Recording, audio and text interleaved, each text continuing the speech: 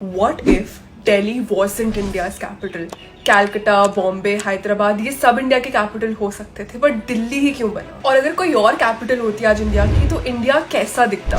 One decision in 1911 changed India's fate when the British decided to move India's capital from Calcutta to Delhi. This was a strategic move to weaken Indian nationalism in Calcutta and to appease to Muslims after the controversial annulment of the partition of Bengal, and to seek political legitimacy of India, which had Delhi as its capital in its immediate past. But what if ऐसा नहीं हुआ होता? अगर Calcutta ही capital रहती, so the focus would have been more on the east with better trade relations with Southeast Asia. अगर Hyderabad capital होती, तो it could have unified North and South India politically and culturally and might have become a tech hub much sooner. But Hyderabad lacked the political legacy that Delhi offered.